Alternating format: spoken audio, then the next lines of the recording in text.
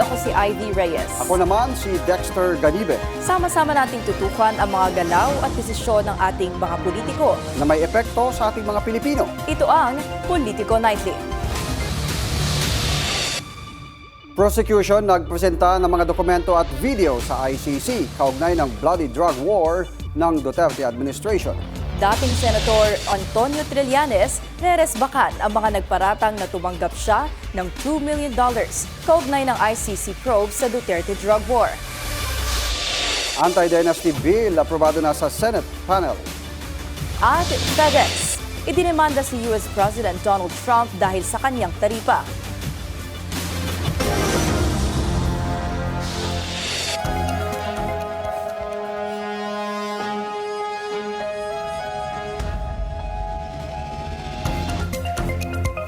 Sa ikalawang araw ng confirmation of charges hearing ni dating Pangulong Rodrigo Duterte, nagtipon-tipon ang kanyang mga taga-suporta sa labas ng International Criminal Court. Ang iba sa kanila, bumiyahe pa mula sa ibang bansa. Yan ang Politico Update ni Pinky Webb. Sa pagpapatuloy ng second day ng hearing ng confirmation of charges laban kay dating Pangulong Rodrigo Duterte, narito tayo ngayon sa labas ng International Criminal Court kung saan nagtipon-tipon ng ilang mga Duterte supporters. Kausapin natin ang ilan sa kanila. Ito, si Joseph, no? Joseph galing ng UK. Okay. First time? Yes, our first time. In The Hague, but this is our third time in Amsterdam. So talagang sila dyan. Yeah. Charges. What do you think about first day? We're here yesterday, but I think we've been late, 3 o'clock, so we never been to the, hindi namin naabutan. So, Okay, hindi naabutan. this is our first time to Anong inyong inaasahan ngayong second day ng hearing ng confirmation of charges? Roland. We expect for the best that Tatay Digong will be always and that's all about the better. Andito sila hanggang 3 p.m., no? Kaya kung makikita niyo meron silang mga pagkain dito, kape, getting ready to stay till 3 p.m. Yan ang latest dito sa labas ng International Criminal Court. Pinky Webb para sa Billionaire News Channel. Muling nagharap ang prosecution at defense sa ikalawang araw ng confirmation hearing ni dating President Rodrigo Duterte. Ang detalye sa Politico Update ni Kevin Manalo mula sa The Hague, Netherlands. Isang mapa ng Pilipinas na nagpapakita kung saan sa bansa at gaano karami ang mga sibilyan na napatay sa drug war ang iprinesenta ng Office of the Prosecutor.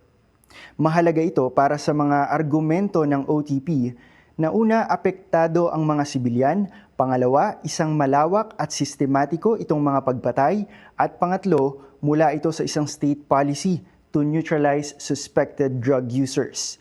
Hindi sikreto ang polisiyang ito na binahagi ni Duterte sa kanyang campaign speeches. Pinakasikat nga yung pangako niya na supilin ang droga at patayin ang mga alleged criminals sa loob ng 3 to 6 months. At noong maupo bilang Pangulo, inappoint niya ang mga long-time na colleague at co-perpetrators na sina Bato de la Rosa bilang Chief PNP, Isidro La Peña bilang PIDEA Chief, Vicente Danao bilang PNP Chief of Counterintelligence at Vitaliano Aguirre bilang DOJ Secretary.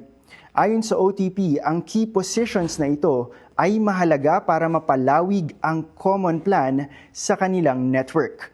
Ibig sabihin, nasa ilalim ng mga hepe na ito ang kontrol sa mga agency gaya ng PNP, PIDEA, NBI at maging ang DOJ. At kung hindi susunod sa common plan ang mga subordinates, ay matatanggal sa trabaho. Sa record mismo ng PNP, nasa 3,967 ang napatay sa Project Double Barrel at sa PIDEA naman ang tala ay 5,281. Hindi pa riyan kasama yung mga napatay umano vigilante style. Anong ibig sabihin nito? Bakit siya tinatawag na indirect co-perpetrator? Ayon sa OTP, may kaalaman si Duterte sa common plan. At pangalawa, may pakay o intention na palawakin ang Davao model sa buong bansa. Kasunod naman ng OTP, nagsimula ang CLRV sa pagsumite ng kanilang merits. Ayon sa mga kinatawa ng mga biktima, hindi isolated o random ang mga pagpatay. Ito ay well-planned na modus operandi at tumutugma sa ebidensya ng OTP. Ikinuwento rin ng CLRV ang execution style na ginawa sa mga target. Mga kakampi ni Digong sa Senado hindi pinanood ang unang araw ng confirmation of charges hearing ng dating Pangulo. Trabaho daw muna sila at isa sa kailangang maaprubahan sa plenaryo ang resolusyon na magbibigay proteksyon sa mga Pinoy laban sa pag-aresto ng mga dayuhan. Narito ang ating Politico Update. Masakit para kay Senador Robin Padilla na makitang nililitis sa ibang bansa ang kapwa Pilipino. Kaugnay ito sa ongoing na confirmation of charges hearing para kay dating Pangulong Rodrigo Duterte. Isa si Binoy sa ilang diehard Duterte supporters sa Senado. Aminado ang mambabatas na hindi siya nanood sa unang araw ng confirmation of charges hearing dahil bukod sa nasasaktan siya, ay pangit anyang tingnan. Para sa akin, pag-hearing tayo sa ibang bansa, my goodness, awit sa manyan. Kaya nga hindi ko nanonood. Kasi masakit para sa atin na tayo, mga Pilipino, tinatrial sa ibang bansa. Yun ang aming makukomento. Pero dahil kasi sinabi na nabanggit sa hindi, manonood ito. Alam ko naman yung sasagot. Kasi hindi ko talaga pinanood. Umaasa din siya na maipapasa ang Senate Resolution number 307 para maprotektahan ang mga kapwa senador na sina Bongo at Bato de la Rosa at iba pang Pilipino na kasama sa co-perpetrators ni Digong sa The Hague. Isinusulong nito na kailangang idaan sa local courts ang anumang arrest warrant mula sa ibang bansa. Noong Lunes, inisa-isa na ng prosekusyon sa ICC ang mga pangalan ng mga dawit o kasabwat umano ng dating presidente sa Davao Death Squad noong mayor pa siya ng Davao City at sa war on drugs noong naging presidente na ng Pilipinas. Eh, yun ang nasa batas. Hindi naman ang batas. Kung gusto natin masunod yun. Pati sa Rome Statute, hindi na sinasabi. Kailangan dumayo sa kat. Are you confident, sir, na lulusot siya itong resol na to? Sana. Huwag naman natin ipagkagulo yung mga kasama natin. Mga Pilipino tayo lahat. Trabaho naman daw muna ang aatupagin ni Senador Bongo sa halip na manood ng confirmation of charges. Kailangan anyang gampanan ang sinumpaan niyang tungkulin bilang senador ng bansa. Nakasubaybay naman daw siya sa mga nangyayari sa The Hague pero mas uunahin niya ang kanyang tungkulin bilang senador. Pero antayin na lang natin matapos yung confirmation. Trabaho muna tayo. Unahin ko yung trabaho. Meron ako sinumpang tungkulin bilang senador. Una nang itinanggi ni Go na may kinalaman siya sa mga pagpatay noong kasagsagan ng war on drugs ng Duterte administration kung saan nagsilbi siyang special assistant to the president mula 2016 hanggang 2019. Planong magsampa ng cyber libel ni dating Senador Antonio Trillanes IV sa mga nagparatang na tumanggap siya ng $2 million kaugnay ng investigasyon ng International Criminal Court sa drug war ni dating Pangulong Rodrigo Duterte. Mariing pinasinungalingan ni Trillanes ang akusasyon na may natanggap siyang pera mula sa dating kongresistang si Zaldico para umano sa ICC probe. Sa isang Facebook post, iginiit niya na isa lamang umano ito sa tangkang siraan ng kredibilidad ng mga nagpapatuloy na pagdinig sa ICC. Inihayag din ni Trillanes na magsasampa siya ng kaso laban kina Levi Baligod, Mike Defensor, Jay Sonza at ilang retired na sundalo na umano'y nagpakalat ng nasabing paratang. Isinalang na kanina sa plenaryo ng Senado ang committee report ng Anti-Political Dynasty Bill. Pero imbes na fourth, saklaw nito ang hanggang second degree of consanguinity and affinity na lamang. Ayon kay Senador Risa Ontiveros, ito raw ay batay sa naging konsensus nila matapos ang serye ng public consultations. 12 senador na ang pumirma sa committee report pero umaasa si Ontiveros na madadagdagan pa ang bilang. Isa ang Anti-Political Dynasty Bill sa mga priority measure ng Marcos Jr. administration. Sinupalpal ni Senador Ping Lacson ang mga binitawang pahayag ni Senador Marcoleta kaugnay ng pagkakadiskubre ni Thomas Cloma sa Spratly Islands. Sa pagdinig ng Senate Committee on National Defense kanina, iginiit ni Marcoleta na hindi si Cloma ang nakadiskubre sa Kalayaan Islands. Sabi ni Lacson, makikita ang impormasyon sa opisyal na website ng Munisipalidad ng Kalayaan sa Palawan na nagpapakita na si Cloma ang tunay nakadiskubre sa ngayon kilala nating Kalayaan Islands. Para matahimik na anya ang mga hindi makamove on kay Thomas Cloma, isinalaysay ni Lacson ang mga pangyayari. batay anya sa mga historical na impormasyon mula sa website ng Munisipalidad ng Kalayaan. Formal na inangkin ni Cloma ang Kalayaan Islands noong May 15, 1956 sa pamamagitan ng pag-issue ng Notice to the Whole World kung saan iginiit niya ang pagmamay-ari sa 33 na isla sa Spratlys. Ayon pa kay Lacson, isang independence claim ang ginawa noong July 6, 1956 nang itatag ni Cloma ang isang hiwalay na pamahalaan para sa Free Territory of Freedom Land. Pagsapit ng dekada 70, isinuko ni Cloma ang kanyang claim sa pamahalaan ng Pilipinas sa ilalim ng Marcos Sr. Administration, kapalit ng halagang piso na nagbigay daan para sa pagtatatag ng Municipality of Kalayaan sa bisa ng Presidential Decree No. 1596 noong taong 1978. Sa aming pagbabalik, U.S. Federal Bureau of Investigation pinaigting ang hakbang laban sa mga scammer. Caloocan Representative Egay Erice pinaiimbestigahan ang pananakot sa mga biktima ng trash slide sa Rizal. Tutok lang sa Politico Nightly.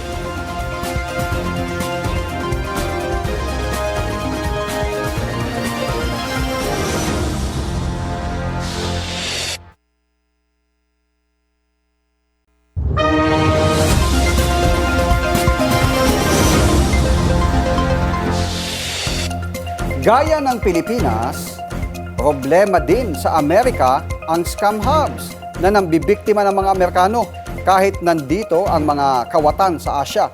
Kaya nandito ang FBI para makipag-collab sa mga lokal na otoridad. Narito ang politika update ng ating kasamang si Ivy Reyes. Tinatarget ng large-scale organized Chinese syndicate sa mga Amerikano ayon sa FBI. Hindi lang daw sa iisang bansa o lokasyon naglalagi ang scam hub sa Asia, kaya kailangan ng coordinated effort ng FBI at Asia-Pacific countries para sugpuin ang mga ito. Sa isang briefing kasama ang Asia-Pacific Media Hub, sinabi ni FBI Deputy Assistant Director of the International Operations Division, Scott Shelble, na problema ng law enforcement ang paglipat ng scam operations sa ibang lokasyon kapag naramdaman ng mga itong natunugan na ng mga otoridad ang kanilang illegal na mga operasyon. This is no longer just cybercrime. It's organized crime. It involves human trafficking, money laundering, and corruption all wrapped into one.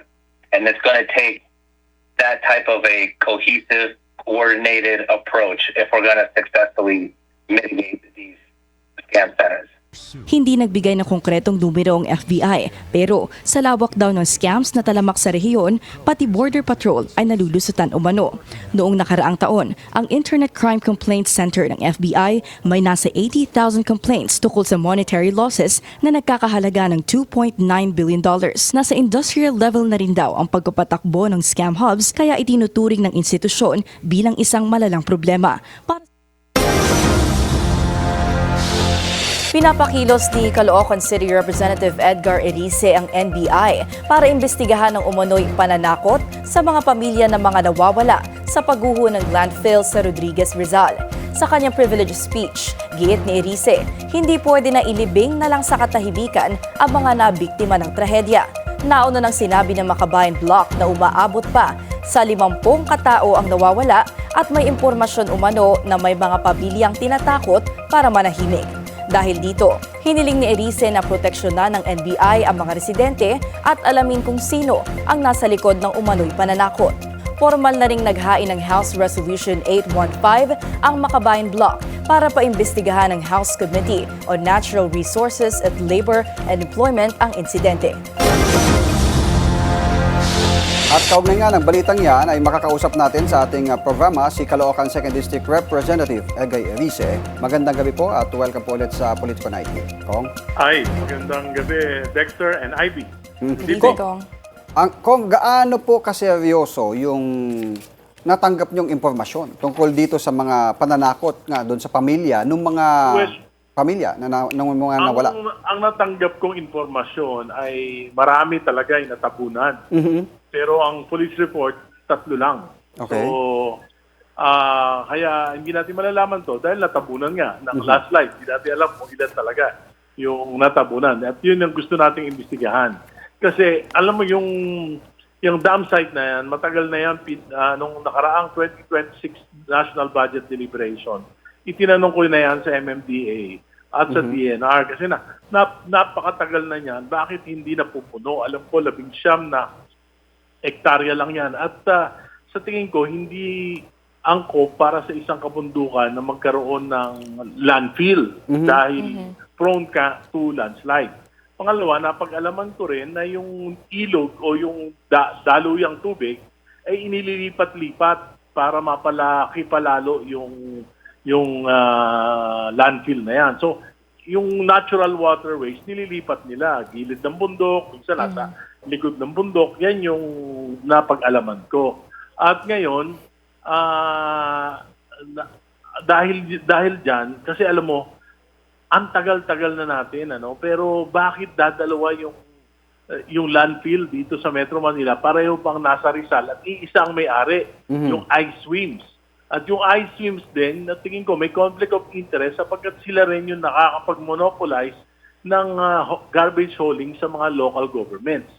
At dahil dyan, may nababalitaan pa ako na may padded yung dinadala dyan kasi binabayaran ng MMDA yung mga dinadalang basura dyan per tonelada. At malaki ang kita dahil padded eh. Ang balita ko may 20, 30 at 50% pa yung padding. Bilyong piso yung nawawala sa gobyerno dahil alam mo sa Metro Manila mga 10,000 tonelada yung nakukuha araw-araw. At ang problema, marami dyan sa 10,000 na yan ay napupunta sa mga creek, sa dagat, sa Manila Bay, sa Laguna de Bay, sa mga kanal. Kaya ang karamihan kasi ng kontrata ng basura sa paghakot dito sa Metro Manila, clean all. Kaya hindi mo mamomonitor kung ilan talaga yung naitatapon. Basta wala namang weighing scale dun sa mismong landfill na yan. Kaya talagang kung ano yung ideklara ng may-ari o ng mga kontraktor at pirmahan lang ng mga inspektor ng MMDA, yun ay makokolekta sa MMDA. Nagtataka ako bakit, alam mo, naiwan na tayo sa buong Asia, pati mga mahihirap na lungsod, mga nasa waste to energy na, moderno na mga landfill, may incinerator, Vietnam nga, 4 na. Tayo, bakit ganito sa Metro Manila? Tingin ko, napipigil yan dahil maraming may gustong pumasok sa negosyo pero kontrolado ng iSwim, yung landfill. At marami talaga yung gusto sanang masolusyonan yung problema. Mga local governments gusto mag-waste to energy pero napipigilan dahil ang sinasabi ng MMDA daw, kahit na meron kayong planta ng waste to energy, magbabayad pa rin kayo ng tipping fee. Kaya yan yung problema. Tingin ko, yan yung nakakapigil kung bakit patuloy na ginagamit yan kahit na sa tingin ko ay hindi na po pwede. So sabi ko, pinaimbestigahan ko na dapat itigil muna yung operasyon ng dam site na yan, ng landfill na yan hanggat hindi natatapos ang investigasyon ng NBI. Kasi ang balita ko, tinatakot na mawawalan kayo ng hanap buhay pagka nag-report kayo. Binabayaran, tapos siyempre yung mga mamamayan na nakatira dyan, ang hanap buhay nila sa araw-araw, pangkain nila, para sa pamilya nila, yung bulasi, yung tawag na nag-aano sila, nag-ngolekta ng mga recyclable materials at yun ang hanap buhay nila. Ngayon, kung masasara yan, mawawalan sila ng hanap buhay. Kaya ang panawagan ko, imbestiga ng NBI, ang panawagan ko, yung Department of Labor, yung kanilang tupad program sa DSWD, dapat matulungan yung mga pamilya nila hanggat wala silang hanap buhay, hanggat isarado mo na yan, tulungan muna ng DSW at ng DOLE at imbestiga ng NBI. Kaya kami rin sa Kongreso, hinihiling ko na yung karampatang mga committee dito sa Kongreso ay maimbestigahan yung pangyayaring ito. Apo. Kung sinasabi niyo po ba na bukod dito sa landslide incident na ito, may posibleng ibang violation yung landfill na ito? Sa tingin ko may monopoly kasi sila lang ang may-ari. Tapos sila rin yung contractor ng hauling. Sa tingin ko, dahil nga may padding, ayaw kumuha ng ibang mga landfill. Kaya diyan nagtsatsaga, ang tagal-tagal na. Oo. Pero kung At yan, sabi nyo, malapit yan sa malapit yan sa Balara Water Reservoir kung saan kinukuha yung tubig sa Metro Manila. Oo. Bukod dyan, kausap ko si Congressman Teodoro ng Marikina, sinasabi niya downstream sa ilog ng kaya na yung mga basura napupunta na doon sa napupunta na sa ilog diyan sa Marikina. At ayon naman sa DNR na talagang marumi na yung tubig ng Laguna de Bay dahil galing diyan yung papunta sa Laguna de Bay. Yung, pero kung doon sa sa mga natanggap niyong ulat kasi 'di ba yung mga first reports na lumabas ay hindi bababa sa 50 yung mga natabunan. Kanya lang hindi nagsasalita nga itong mga pamilya dahil siyempre, may kapit sa nananakot. patalim. Natutukoy ba kung sino yung mga posibleng nasa likod ng mga pananakot doon sa mga Hindi, yun pamilya? ang hindi ko alam. Kaya nga kailangan nating pa-investigahan sa NBI. Pero para makapagsalita yung mga tao, kailangan tulungan ng gobyerno na kasi kung mawawalan sila ng hanap buhay habang sarado yan, gusto natin mapasarado yan, tulungan muna sila tupad, yung mga DSWD, aids para sa mga pamilya na nandyan. Kung umaabot na po sa 50 yung sinabi niyo pong nawawala, yung mga reported... Yun ang report ng madamay. Reported missing individuals. Pero yung police, ang sinasabi nila, yung 3 lang. Kaya lang, alam mo, kumikita dyan yung local government. Dyan sa mga tipping na yan. Kaya gusto ko sana mag-imbestiga yung talagang neutral, yung NBI. At sa tingin niyo po ba saan nagkukulang yung ating gobyerno pagdating sa mga ganitong instances? Pagdating sa kanilang, yung sabi niyo nga po may posibleng violations, what do you think should change within the government? Hindi, ang tingin ko, dapat matagal na. Alam mo, 40 years na yung Metro Manila Commission pa. May mga plano na for waste to energy, incineration, may plano na for a modern landfill. Hindi nagagawa, nagtataka ako. Bakit nagtsatsaga dyan sa mga 2 dam site na yan na napakatagal ng panahon na kailangan ng palitan. Oo. Parang ano Alam nga... mo, napunta ako sa mga napunta ako sa mga landfill sa iba't ibang mga bansa. Karaniwan doon flat para walang landslide. Flat yung mga flat land, yun ang ginagawa na landfill. Oo. So parang may mga tinatago na mas malalim na issue doon sa nangyaring tragedy na ito. Dahil nga may monopoly may monopoly ng pag-aari ng iSwims. Tapos at the same time, sila pa rin yung haulers.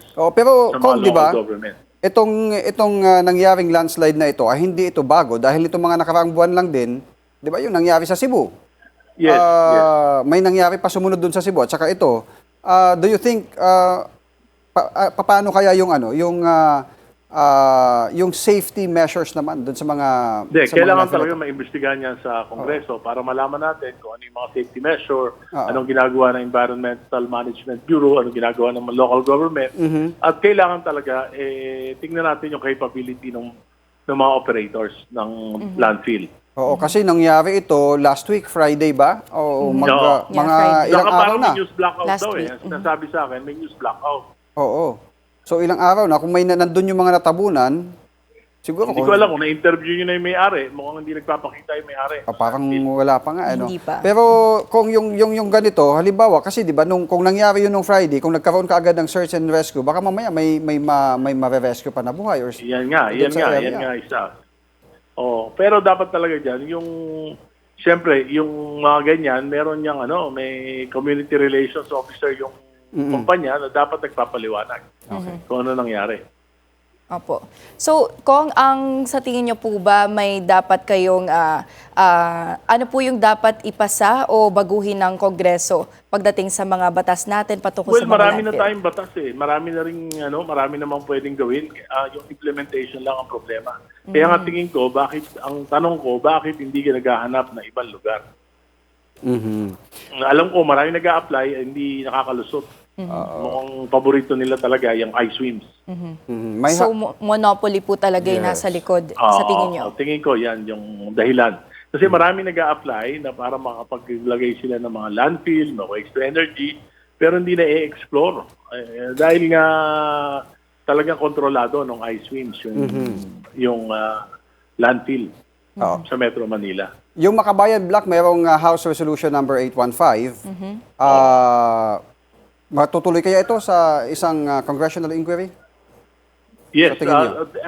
pati yung aking privilege, speech. Na-refer na rin yon para sa hinihiling ko na magkaroon na ng kaagaran na investigasyon yung nararapat na mga komite. Anong Siguro yung Metro Manila Development, siguro yung environment? natural resources. Oo. Yan yung mga environment, yan yung mga committee na involved. Oo. So makikita natin maaring ma-schedule ang isang inquiry sa mga susunod pang araw kasi may schedule pa yan. Titignan natin kung ma-include kasi sa Monday, Tuesday yata, meron kaming rules committee para maisama na sana. Mai-refer na sa committee at nang sa ganoon, hilingin natin doon sa chairman ng committee na makapagpatawag na kaagad ng committee hearing. So ipupush nyo yan by Tuesday? Yes. Okay. Maraming salamat po sa inyong oras, Caloocan you, Second Dexter, District. IB, salamat. Si Caloocan 2nd District Representative Egay Erice. Susunod, pagtatanggal sa travel tax sinang-ayunan ng House Committee on Tourism. At VP Sara inimbitahan sa Kamara para sa kanyang impeachment complaint. Tutok lang sa Politico Nightly.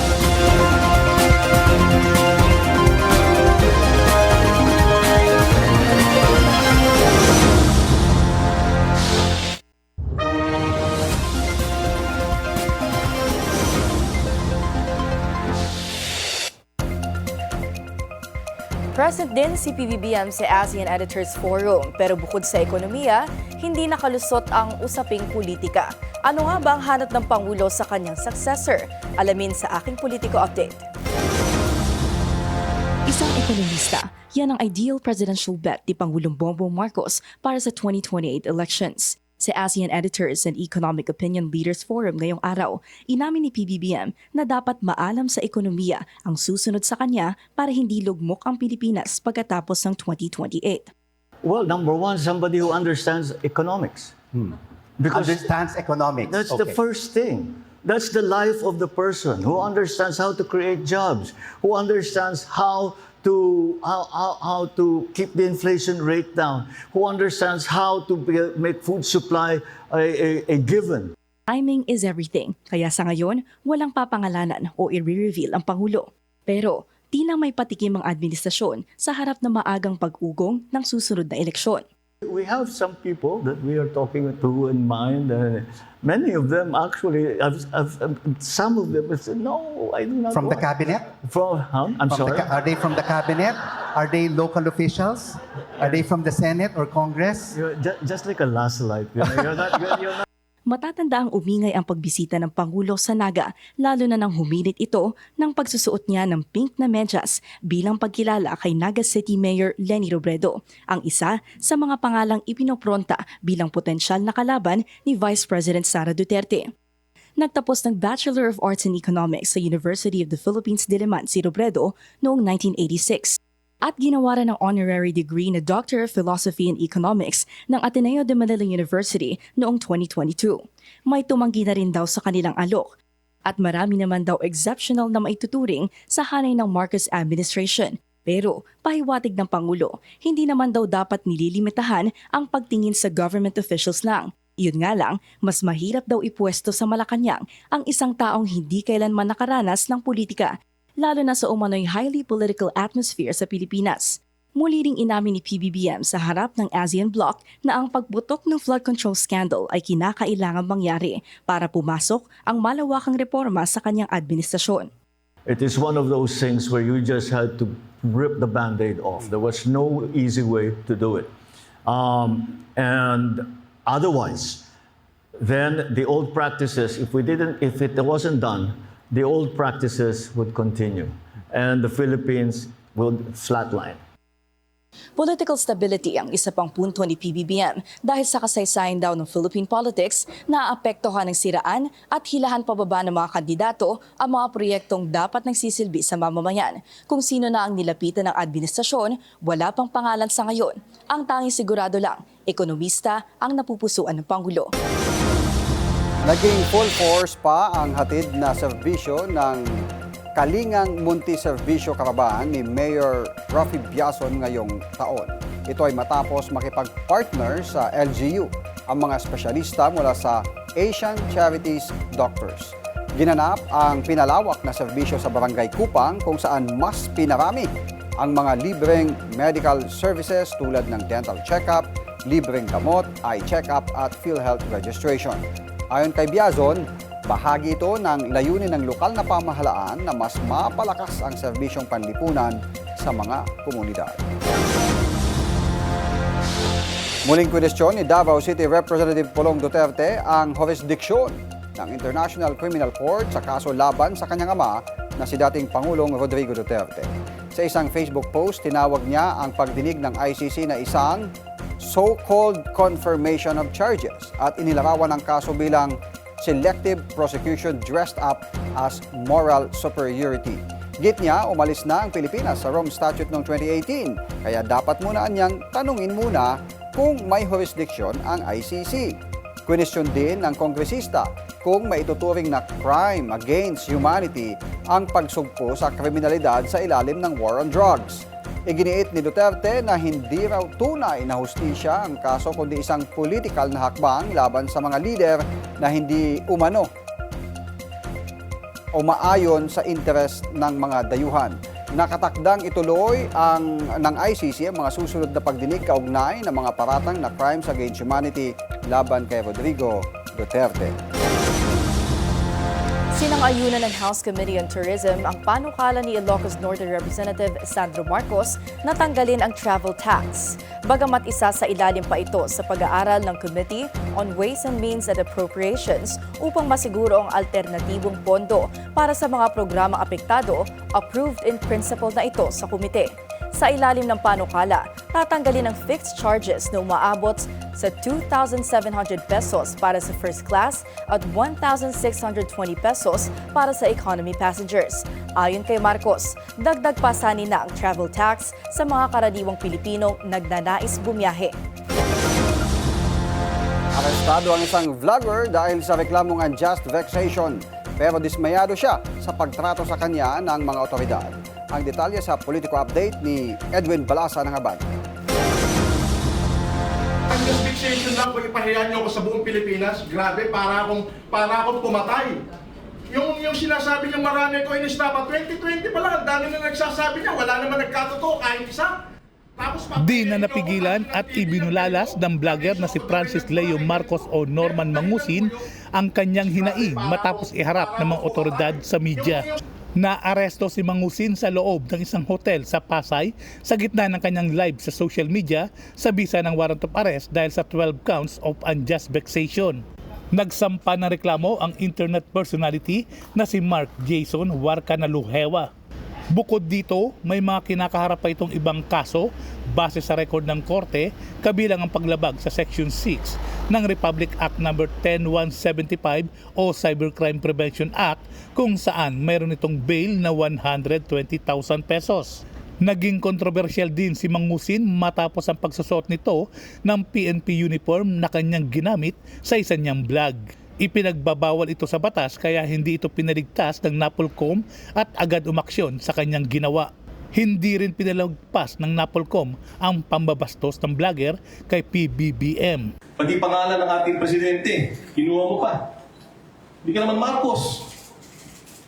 Isang malaki kang kahihiyan. Tinanggalan din ito ng lisensya ng Land Transportation Office dahil naman sa traffic violation. Para sa Politico Nightly, Edwin Balasa, Abante. Nag-turnover si Makati Mayor Nancy Binay ng tulong pinansyal sa pamahalaang panlalawigan ng Pangasinan at 22 pang local government units para sa rehabilitasyon matapos ang pananalasa ng Bagyong Uwan. Nakatanggap ng 2 milyong piso ang probinsya ng Pangasinan habang ang ibang LGUs ay binigyan ng hindi bababa sa 250,000 pesos. Ayon sa lungsod ng Makati, bahagi ito ng kanilang commitment na tumulong sa iba pang lokal na pamahalaan sa panahon ng kalamidad. Iimbitahan ng House Committee on Justice si Vice President Sara Duterte sa pagtalakay ng 4 na impeachment complaint laban sa kanya. Pero ayon kay Batangas Representative Dervil Luistro na chairperson ng House Justice Committee, nasa Vice President na kung dadalo ito o hindi. Kung pipiliin daw ni VP Sara na huwag dumalo, hindi raw ito makakaapekto sa desisyon ng komite dahil karapatan niya rin na mag-waive ng presensya. Pagdidesisyonan pa ng mga miyembro ng komite kung papayagan ng mga abogado ng bise na makalahok dahil ayon kay Luistro, wala ito sa nakasaad sa mga alituntunin. At good vibes naman tayo sa aming pagbabalik. Tutok lang sa Politico Nightly.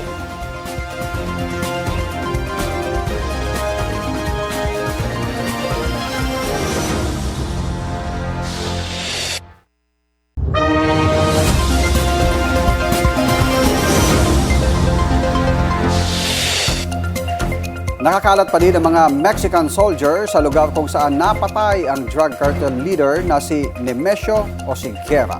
Dahil sa pagkamatay ng pinuno, nagkagulo sa iba't ibang parte ng Mexico at sinunog ang mga sasakyan. Nag-crackdown ang gobyerno sa mga drug cartel dahil sa pressure ni US President Donald Trump. Sinisingil ng Global Transportation Company na FedEx ang administration ni US President Donald Trump kaugnay ng ipinataw na emergency tariffs sa iba't ibang bansa. Nagsampa ng reklamo ang FedEx sa US Court of International Trade laban sa US government. Humihingi ang kumpanya ng full refund sa duties na binayaran sa administrasyon sa ilalim ng International Emergency Economic Powers Act. Sa ngayon, ito ang pinakamabigat na hakbang na isinulong ng isang malaking kumpanya kasunod ng pagbabasura ng US Supreme Court sa emergency tariffs ni Trump. Ayon sa mga ekonomista, aabot sa mahigit 175 billion pesos ang tariff collections na subject sa potential refunds. Ilang US states sa Northeast ang nagdeklara ng state of emergency dahil sa matinding blizzard. Kabilang dyan ang New York, New Jersey, Connecticut, Massachusetts at Rhode Island. Apektado ng winter storm ang bus at train operations. Higit 7,000 flights ang kanselado rin. Libu-libong mga bahay at establishmento ang walang kuryente habang sarado ang mga eskwelahan. Nangako naman ng tulong para sa mga apektado ang Department of Homeland Security. At bago tayo magtapos, isang pasadang good vibes muna tayo.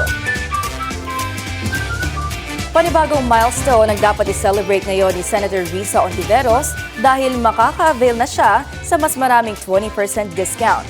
Ngayong araw kasi suwak na suwak ang senadora sa senior citizen discount kasabay ng pagdiriwang niya ng 60th birthday.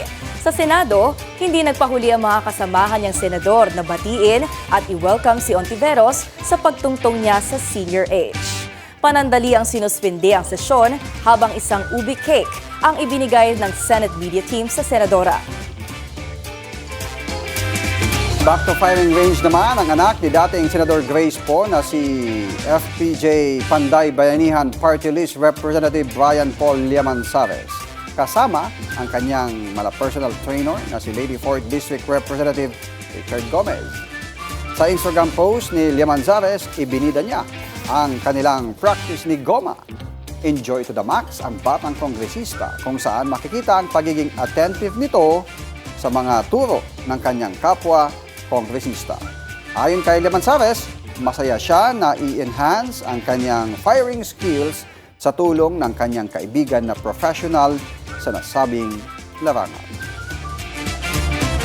Samantala, kinaaliwan naman ngayon ng ilang netizen ang comedy gag moment ni dating Senator at ngayon Deputy Secretary Sonny Angara, kung saan mapapansin ang baligtad na pagsuot nito ng hard hat sa isang site inspection na ginawa nila kasama si PBBM. Sa video, makikita na medyo pa-cute pa si Sec hanggang sa tila ma-realize niya na may mali sa pagkakasuot niya ng kanyang protection hat. Bagay na nagdala ng good vibes sa ilang netizen. Biro pa nila, tila pang geng-geng daw ang trip ni Secretary. Tawa naman ako doon. Yung baliktad. Parang may nakita na akong ganyan mga post nung mga first time magsuot ng helmet. Oo. Sa mga ride-hailing apps, mga gano'n. gano'n. Yung windshield nandun sa likod. Diba? Pero, speaking of the bigger news today is... Oo, yun. Pero, bago mo banggitin yung bigger news, di ba yung si Senator Risa, dual 60th birthday. dual citizen na. Yes. Dual citizen daw tawag dun eh. Kasi senior citizen at Filipino citizen. Kaya dual citizen. Dual citizen siya. Pero, ang big news ay may nililigawan na ang administrasyon, di ba? Nanggaling mismo kay PBBM na may nilalapitan na, may nag-deny, pero wala pang pangalan as of now. May inalok na siya na maging manok ng administrasyon. Pero wala pang pangalan kasi ayon nga sa presidente, timing is everything. Kaya patikim muna sa ngayon. Ano ba pangalan niya? Nag-start sa letter M? M? Sino yan? Wala akong hula. Ikaw, meron ka bang hula? Yung di ba yung mayor ng Naga nag-start sa letter M? Maria. Maria. Di ba yung pangalan niya? May Maria sa unahan. Yes. Si Mayor Lenny Robredo. Titingnan natin kung yan talagang ilalabas ng Pangulo in anytime soon. Actually, nabanggit nga din ng dual citizen sa Senado na ngayon na si Senator Risa. Na wala pa yung United Opposition kasi kabilang sila doon sila Lenny, sila Bam, sila Trillanes, kasama yan sila sa United Opposition. Pero nung tanongin siya kanina kung meron na ba silang napupusuan, wala pa kung magkakaroon ba ng common candidate ang administration at United Opposition, sinabi pag-iisipan pa daw nila. Pero talagang by year end, sabi niya, most probably baka may pero wala namang pangalan na sinabi ang opposition. Wala naman. Kasi kaso si Risa, matunog din ang pangalan na tatakbong presidente. So paano yan kung ang kandidato ng administrasyon si Lenny, paano mabuo yung United Opposition? Yun nga eh. Pero nakapanayam natin si Mayor Lenny Robredo sa Naga mismo nung pumunta kami. At sabi niya, ayaw niya talaga kasi parang nakakahiya naman sa mga tao ng Naga na mayor siya, tumakbo siya bilang mayor at hindi pa tapos yung termino niya. Isipin niya agad yung susunod na eleksyon. Ay, sa bagay. Tama nga naman. Sabi nga, wag masyadong magmadali, malayo pa yung 2020. Malayo pa naman eh. Hindi naman ibig sabihin na nag-announce na yung isa, mag-a-announce ka rin. Ngayon mo na siya. At maraming salamat sa inyong pagsama sa amin ngayong gabi. Ako si Jackster Ganiga. At ako naman si Ivy Reyes. Hanggang bukas dito sa Politico Night.